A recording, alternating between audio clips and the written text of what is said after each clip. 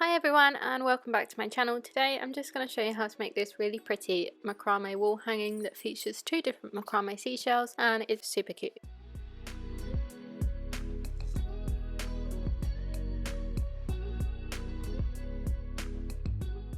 So if you don't know, I've just recently moved from Germany back to the UK and unfortunately my desk is still in Germany, so I'm just using this garden table for now.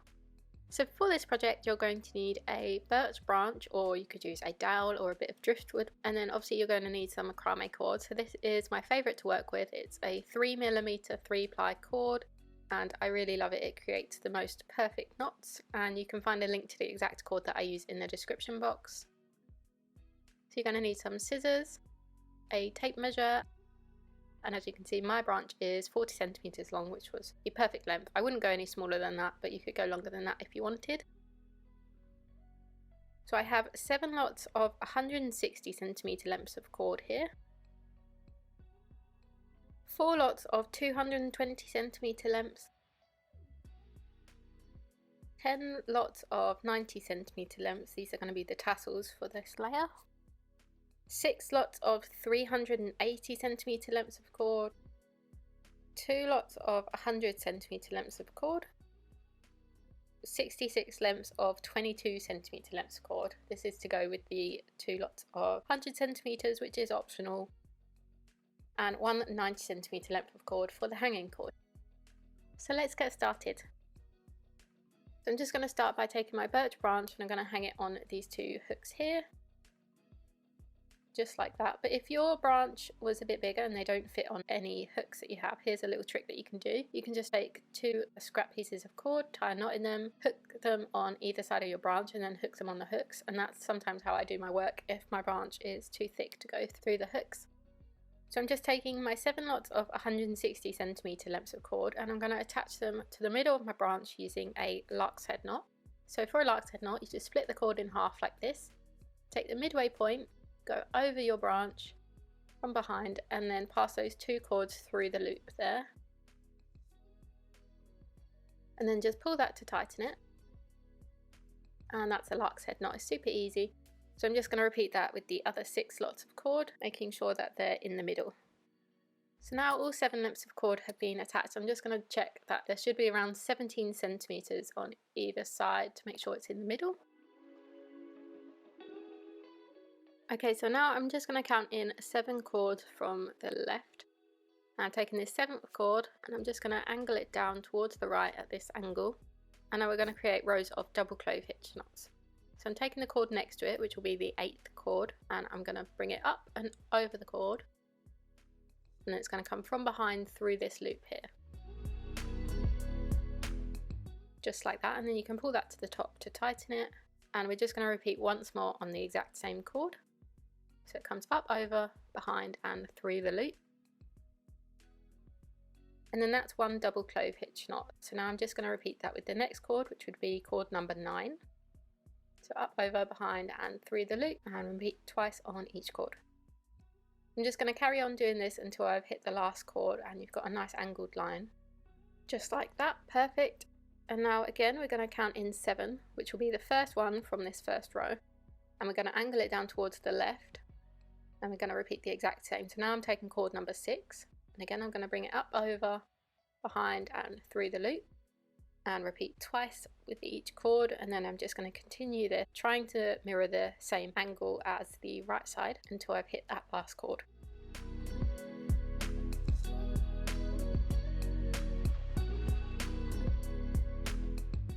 Now we've got the 2 lines, we can take these 2 end cords and just put them out of the way as we won't be needing them now.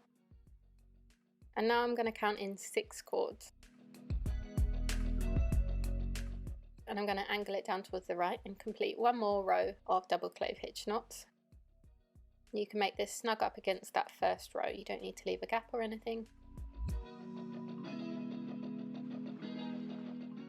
And then again we're going to count in 6 cords, which should be the first cord from that second row, and angle it down towards the left and complete 1 row of double clove hitch knots. And now again we can take the end 2 cords out, and we're just going to repeat this step. So now I'm taking the 5th cord and doing a line down towards the right, and then I'll take the 5th cord again and doing a line down towards the left, and then take those two end cords out of the way and repeat the exact same steps until you come to the point of the seashell.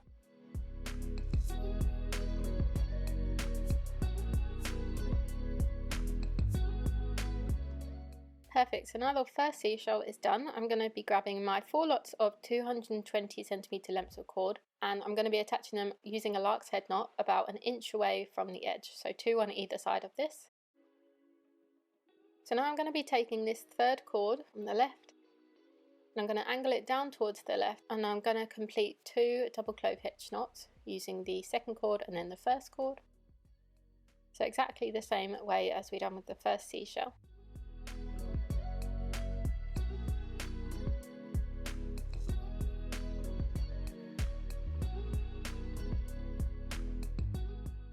Just like that. And now we are going to take the third cord and angle it down towards the right, and using the fourth cord we're going to create 1 double clove hitch knot. Just like that, so that's half a small diamond shape. We're going to take that first cord, angle it down towards the right and create 1 double clove hitch knot. And then take the fourth one, angle it down towards the left and create 1 double clove hitch knot. And now we can join the 2 middle cords together to close this diamond shape. So I'm going to be following this curvy line at the top, so I'm going to be creating one going towards the right, so it creates a nice smooth line. And then just continue this line and create 1 more double clove hitch knot towards the right. Taking the second cord, angling it towards the left and creating 1 double clove hitch knot. And now I'm taking the first cord again, angling it towards the right now and creating 1 knot. And then taking the fourth one, angling it down towards the left and creating 1 knot. And then I'm just going to continue on this curvy line. So for this one, I'm closing the shape, doing 1 double clove hitch knot going towards the left. So it's a very easy shape to create as long as you keep this nice curvy line so it goes all the way down. So you're going to make 6 of these small diamonds in total. Just like this. So now we have 6 on this side. We're going to repeat the exact same on the left side. But for this one, I'm going to be mirroring this curvy line. So I'm going to be taking the second cord now instead of the third and angling it down towards the right. So it will be the exact opposite of that one. So I'm repeating the exact same steps for this side to create the small diamonds, and then I'm going to create 6 diamonds in total.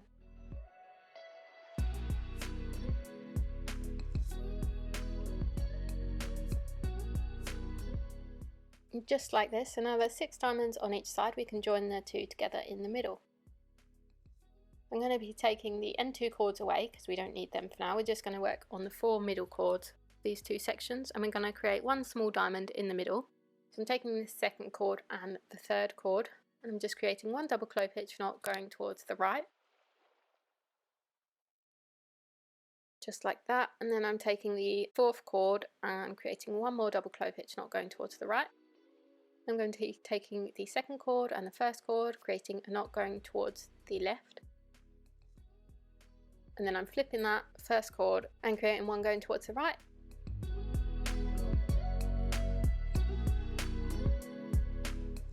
And then the fourth cord will be flipped and going towards the left, and then we can join the 2 together.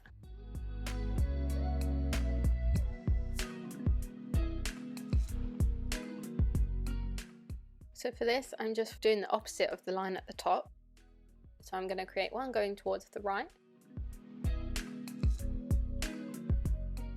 Just like that, and that is the 2 layers joined together. Now I'm going to be taking my 10 lots of 90 centimeters, and this is optional, but jewelry pliers really help with this, or any small nose pliers, just to get in between the diamonds to add the tassels. They're really handy. I'll have some linked down below as well. So I'm going to be coming in from behind, in between those 2 small diamonds, and I'm going to be grabbing the midway point of one of my tassels, and I'm just going to be creating a lark's head knot with that.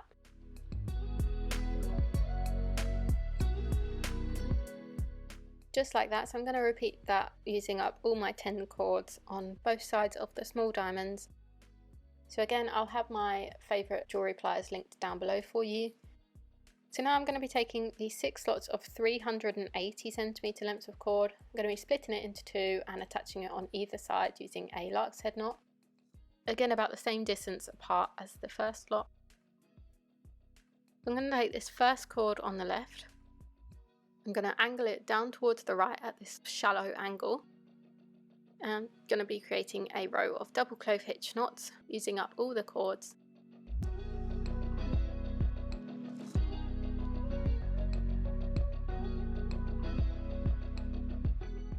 Just like that. So now we can take this end cord out of the way. We won't be using that until the end of the seashell. We're going to take this last cord, angle it towards the left now, and create a row of double clove hitch knots going towards the left, and make this snug up against that first row.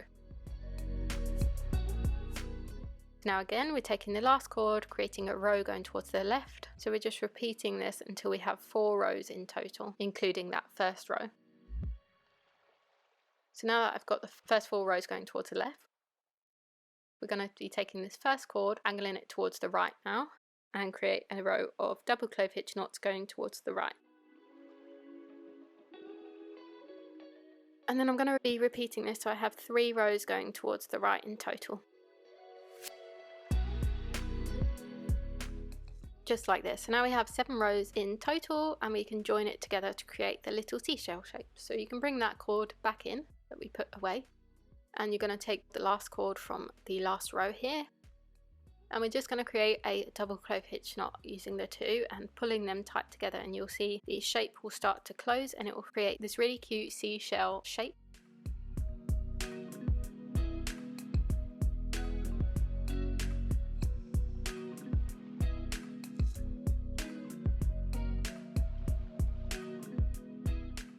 So now you can see your really pretty shape. So we're going to take that first cord, angle it down towards the right to create that first row of the seashell. Leave the end cord out and then create the 3 rows going towards the left, and then switch it and create 3 rows going towards the right, and then join the 2 together just like we did on the first one.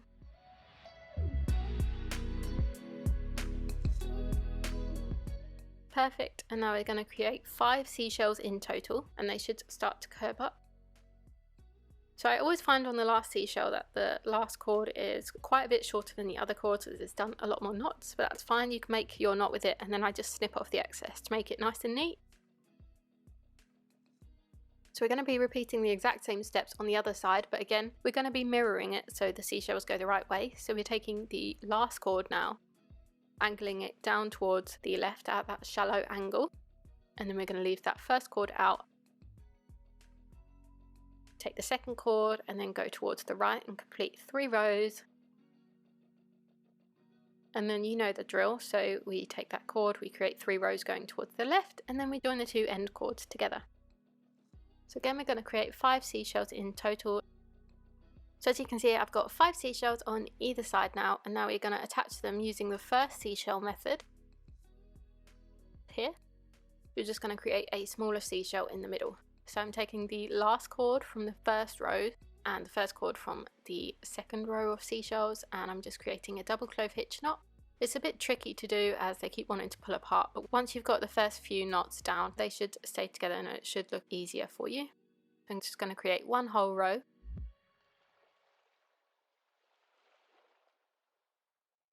Again, I'm taking that first cord and then I'm going to be creating 1 row going down towards the left, just like this.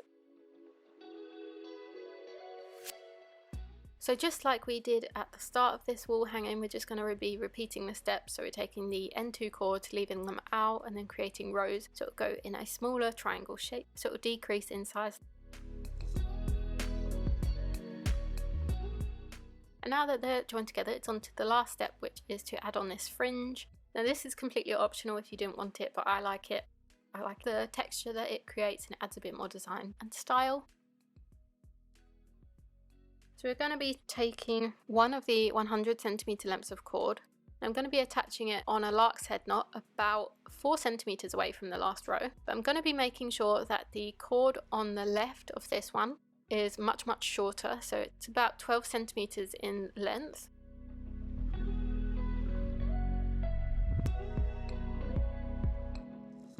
And then we're just going to take that short cord, we're going to come across like this, behind, and pull it through the loop. That's just going to create 1 clove hitch knot, which will just secure it and stop it sliding around. Now I'm going to take a bunch of my 22cm lengths of cord, I'm going to be creating a reverse lark's head knot, or sometimes known as a cow hitch knot. So it's basically just a lark's head knot but backwards. So we're going to come behind the cord and then pass those 2 cords through the loop, just like that. And you can see if you turned it around, it would look the exact same as a lark's head knot. It just creates a slightly different look. So we're going to be repeating this with 33 lengths of our 22cm cord on this side, and then the other 33 will go on the other side. And as you continue, this cord will be dragged down and it will create that really nice shape from the weight of the cords. So now we have both sides done, and we can attach them to the last layer. So I'm taking this cord and I'm going to come in this first cord here between the 2 different seashell shapes. Again, I'm just grabbing my jewelry pliers to make it a bit easier. We're going to go in from the front, pull the cord through from behind, just like this. And then I'm going to create this loop, and I'm going to pass this cord back through the same gap.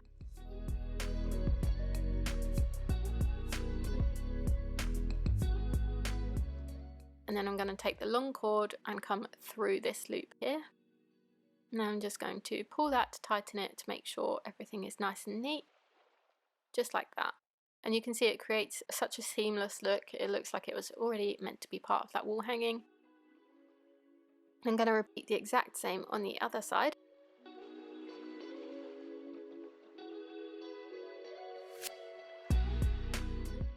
So this is optional, but I like the look of the frayed tassels. So I'm just going to go through and I'm going to unravel all of the cords that create that shorter fringe layer. Just like this. So the easiest way to do that, I find, is to slightly twist your cord. And if you're using a single twist cord, it might be easier for you to brush it out. And then I'm just going to repeat that on both sides.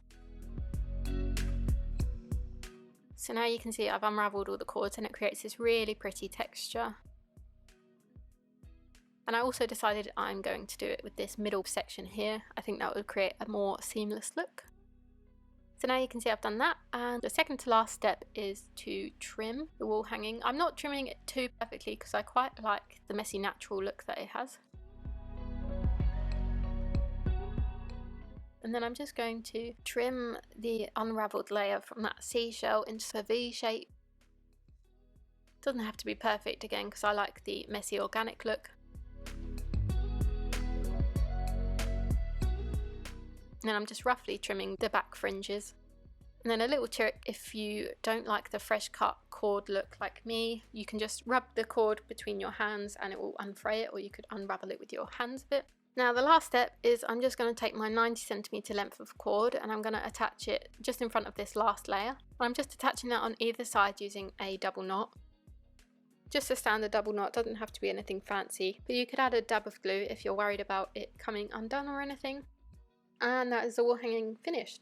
Now all that's left to do is to hang it up and enjoy your handmade beautiful macrame wall hanging. So I really hope you love this wall hanging as much as I do. I love the 2 different seashell shapes. I think it adds a really pretty contrast and texture to the wall hanging. And if you do recreate this, please be sure to tag me on Instagram at LunaCraftsOnline. I'd really love to see it and share it. And if you could subscribe, like or comment, that would really help me out. And I really hope you have a lovely week. You deserve it. Bye!